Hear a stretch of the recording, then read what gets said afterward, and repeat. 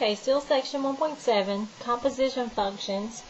The composition of a function f with g is denoted by f and the little circle, little composite symbol g. So this is red, f composite g, and is defined by the equation. The composite of f of g of x equals f at g of x. Okay, so this is a matter of plugging one function into another. And then it says the domain of the composite function f with g is the set of all x such that x is in the domain of g and g of x is in the domain of f. Okay, so let's look at an example.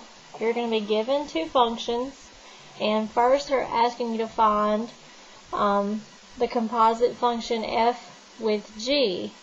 So the way that I kind of remember this is I cover up the first part, and I know that this means that I'm going to take g of x and plug it into f. Okay, so I'm going to take my function f of x, and I'm actually evaluating it with the function g of x. Okay, so I'm just putting this entire function into the place of x. So I would have 3 times x squared minus 2x plus 6 minus 4. So I've just put the function g into the function f. And then we can reduce or simplify. It would be 3x squared minus 6x plus 18 minus 4. And then always combine like terms. So I would have 3x squared minus 6x plus 14. And because we don't know the value of x, that's as far as you can go with it. That would be your answer. And so look at B. It's just the opposite. It says the composite of g with f. Okay? So again, just to kind of help you remember, this means you're going to take the function f of x and plug it into g. So just the opposite of what we did above. I'm going to take my function g of x and in the place of x I'm going to put the function f. So that means 3x plus 4 will go into the place of everywhere that I have an x. I'm going to replace it with 3x minus 4. And then we would have to reduce and simplify. Okay? So 3x minus 4 squared, we would multiply using the full method, would be 9x squared minus 24x plus 16.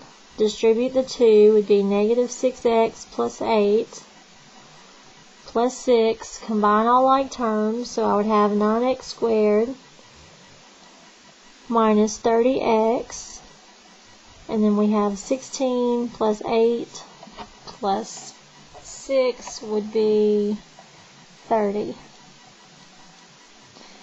So this would be the composite function of g with f. Okay, then if you look at C, it's the composite of g with f at 1. So because we've already found that composite function here, this just means we would plug a 1 everywhere that we have an x.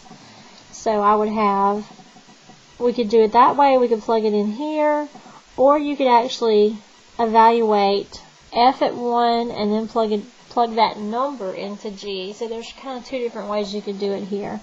So let's do it that way. Let's first find f at 1. So that would be 3 times 1 minus 4. So that would be 3 minus 4, which is negative 1. And then I can take that value and plug it into g. So g at negative 1 would be negative 1 squared minus 2 times negative 1 plus 6. So 1 plus 2 plus 6 would be 9. Okay, and you should get the same answer if you just plugged a 1 in the place of this equation here. So you could do it either way.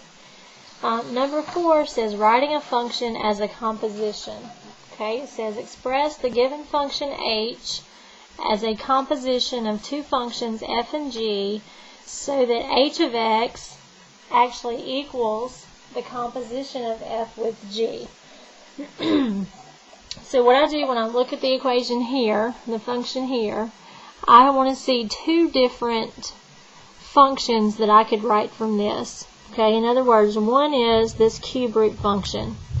I'm taking a cube root of something.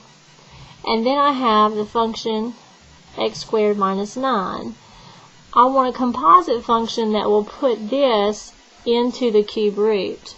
So we could say one function is the cube root of x, okay, and one function is x squared minus 9. And so I would want to take the x squared minus 9, plug it into the other function to equal h of x. So the one that we're plugging into has to be f. So f of x would equal the cube root of x, and g of x would equal x squared minus 9.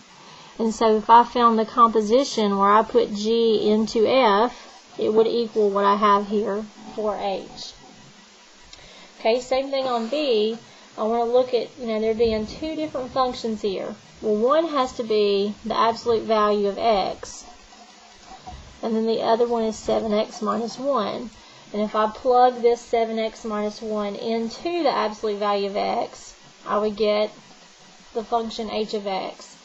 So again, your g of x would be 7x minus 1, and your f of x would be the absolute value function.